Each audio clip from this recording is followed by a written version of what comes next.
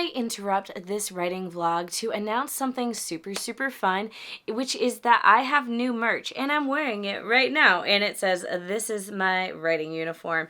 I'm very sad because I wanted this merch launch to be with this writing vlog, which it is, but the sample that I'm wearing right now didn't arrive in time for me to wear it while I was actually writing. But it's here now, and I just figured this is the most fun merch I've had so far. Truly, I just wanted a comfy sweatshirt to wear while I'm writing, and I was like, it needs to be my writing uniform, so hence why it says, "This is my writing uniform." I'm currently wearing the crew neck sweatshirt, but it's also available as a hoodie and a t-shirt, and it's printed in multiple colors. I'm doing the gray. I actually think the design looks really nice on this darker gray, but I will leave it linked down below. You can purchase it at stoneridgebooks.com. You can also purchase my other merch as well.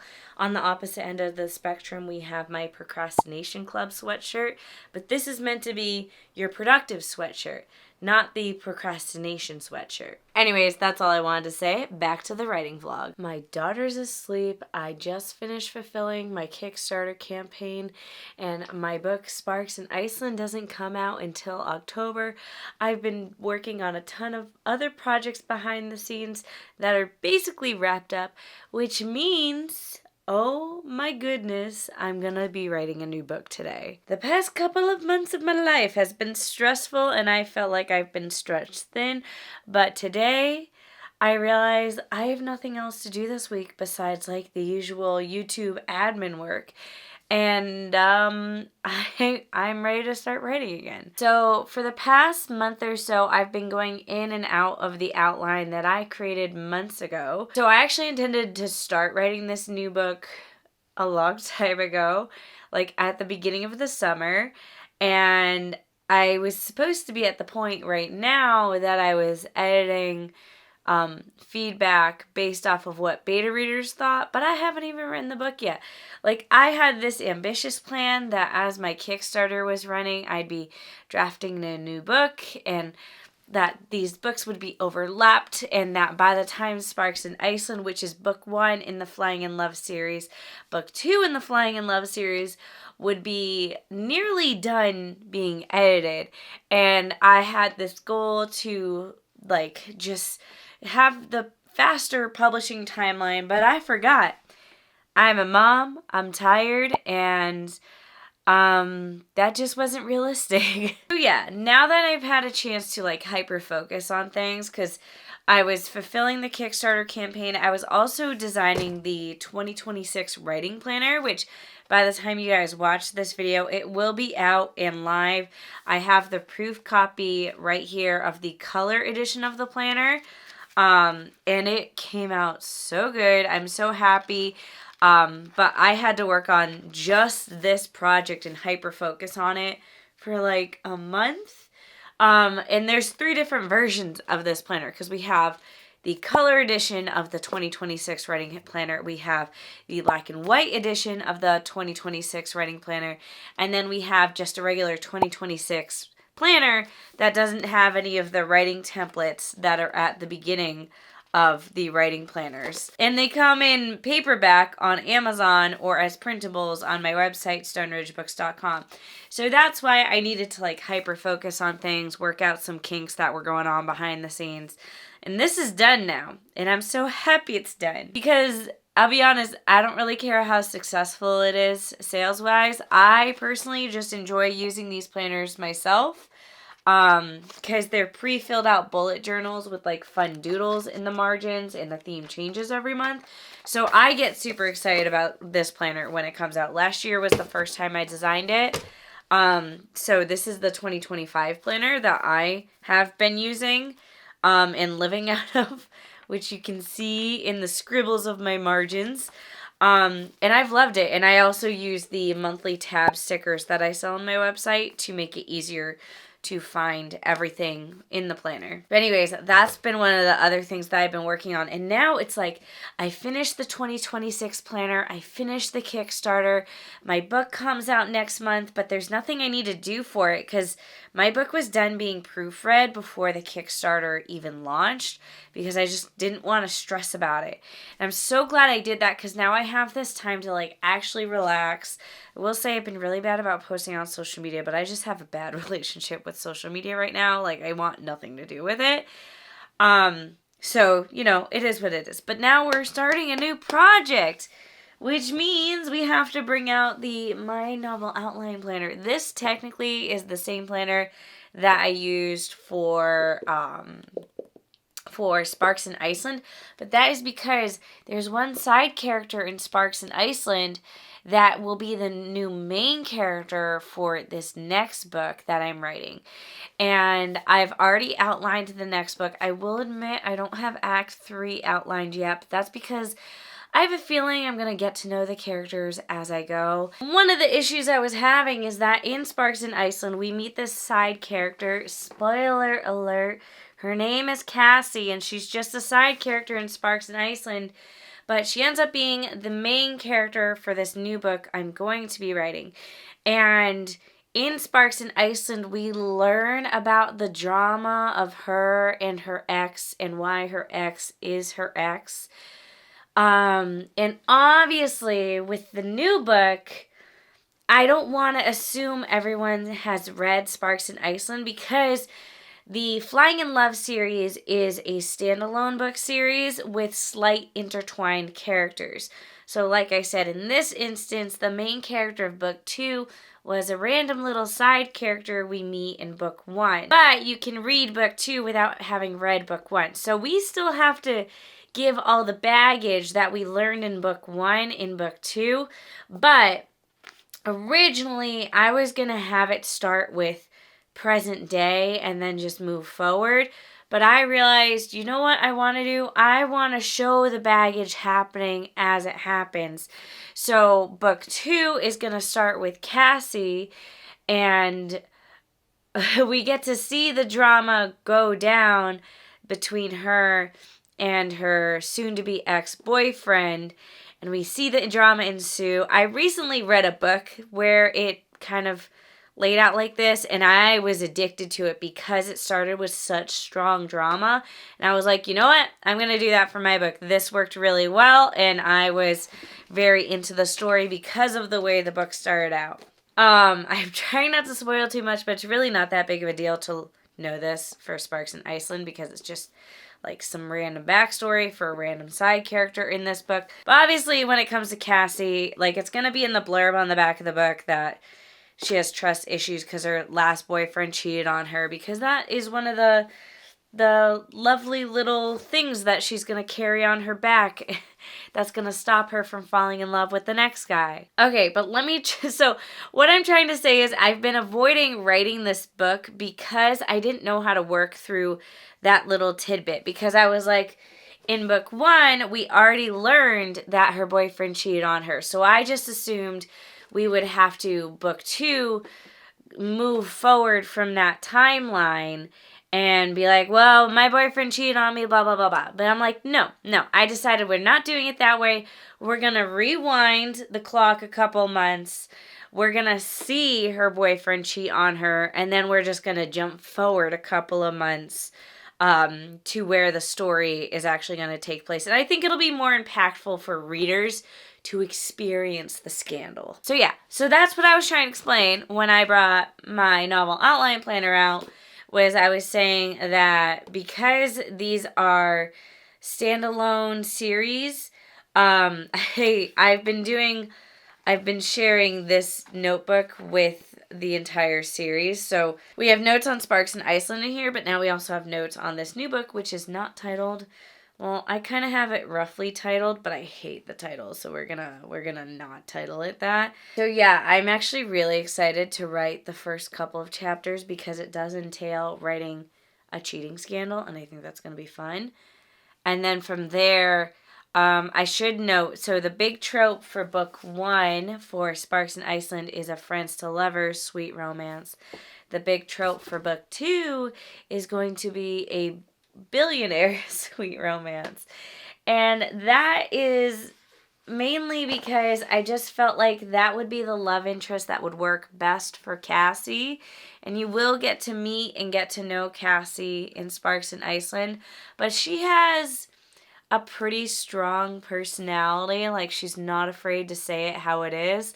And I just think a guy that makes billions and who is going to be pretty different than who she's used to dating is gonna combine to create some pretty interesting scenes, which is why she's the one who gets the billionaire romance. Oh, and it's gonna take place in Rome, because that's the whole point of this series, is each book features a different couple falling in love in a different place. Book 1 was Friends to Lovers in Iceland. Book 2 is Billionaire in Rome. And I personally got to go to Rome when I was pregnant with my daughter. That was what we did for our little baby moon, and it was so much fun. We did like a Mediterranean cruise. So we only spent 1 day in Rome, but I'm hoping I embraced Rome enough to be able to write a book on it. Who knows, maybe I'll be able to go back someday. But that's where we're at. Like I said, I outlined this book months ago. And I even actually started writing it months ago. But when I started writing it from present day, and I didn't write the scandal happening. So I'm actually going to ditch the like 2,000 words that I wrote, because I think I even just realized that the book wasn't going to work writing it that way. And now, because of the way I'm rewriting things a little bit and rethinking things, what I wrote originally won't work anyways. So we're ditching everything except the outline that we have and moving forward.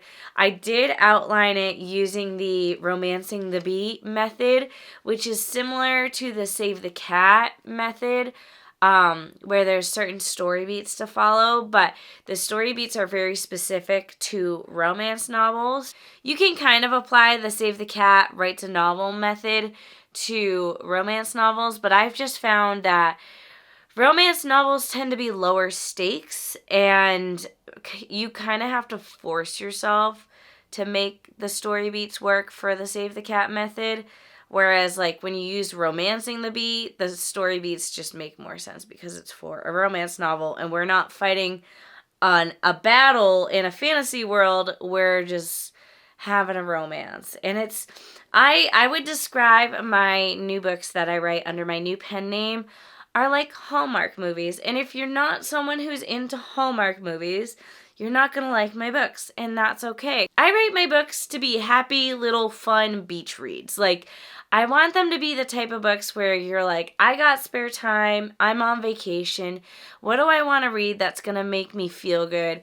I'm going to read a book by Mandi Lynn Bell. That's the point of my new pen name. Like, I'm not out here trying to be the next great novelist. I'm not out here trying to write a high-stakes book. I just want to write a book that's fun, and that's fun to read and gives you maybe butterflies and has a little bit of humor in it as well. I like to throw a little bit of that in. Anyways, I think I might actually go ahead and move outside to sit on my back deck to start writing, because it's so nice out. So wish me luck. This whole point of this writing vlog is to document the first week of me trying to write this new book and see how far we'll get. I'm going to be tracking my progress in my writing planner, in the 2025 planner, of course. And yeah, I'm just excited to see how it goes.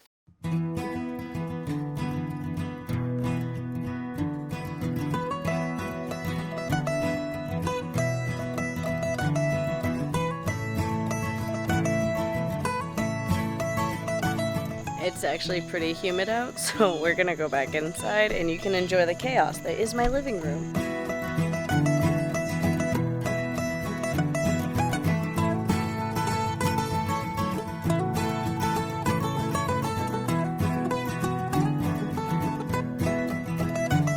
I ended up writing more after bedtime for my little one.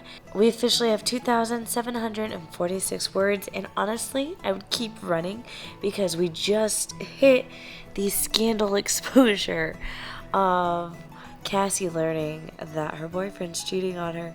Like, literally, this is the moment, and I had to stop because I need to go to bed. But I know that when I pick this up tomorrow again, it'll be good. Truth of the matter is that it's 9:19 p.m. and I don't want to write. But I said I was gonna write, so I'm gonna set the timer for like 20 minutes and do something so that I can say I did something, because something is better than nothing.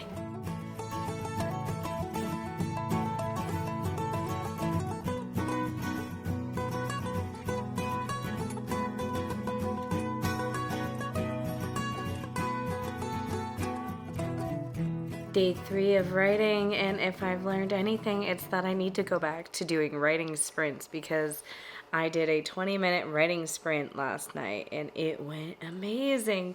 I didn't even plan on writing yesterday because typically, like, once a week I'll take a break from work to like clean the house, and that's basically what ended up happening. Is I was running errands and was supposed to be cleaning the house and really didn't, hence why my house is a mess and why I'm going to be very selective of where I point this camera.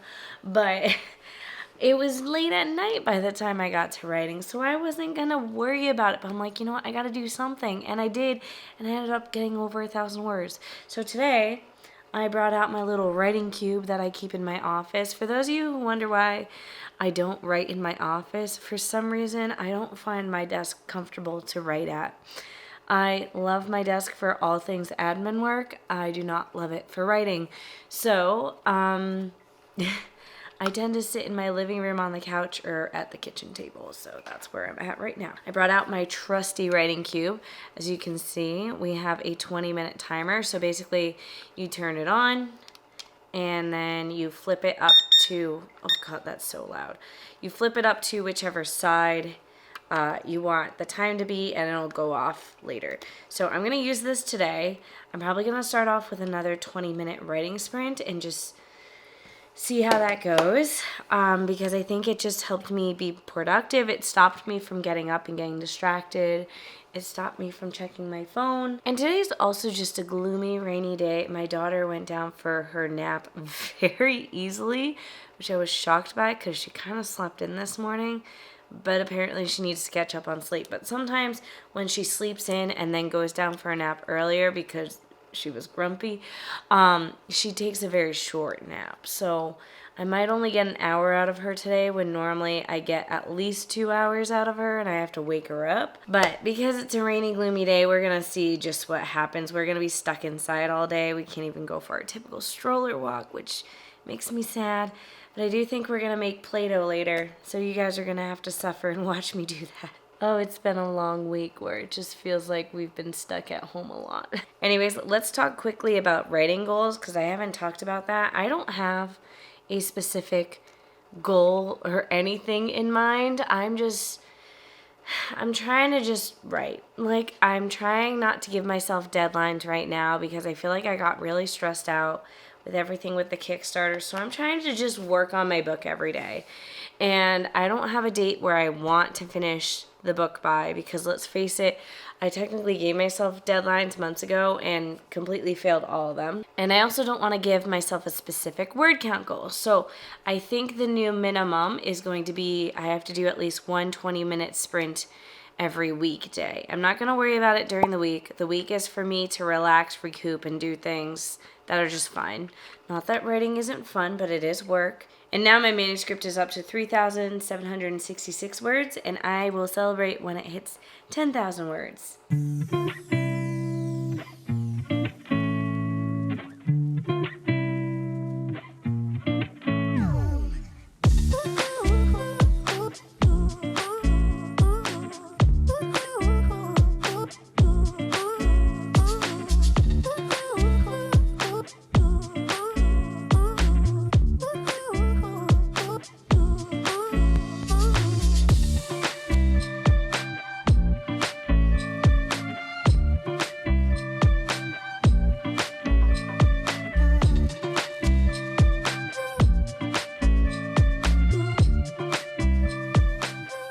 Guess who accidentally deleted a bunch of vlog footage?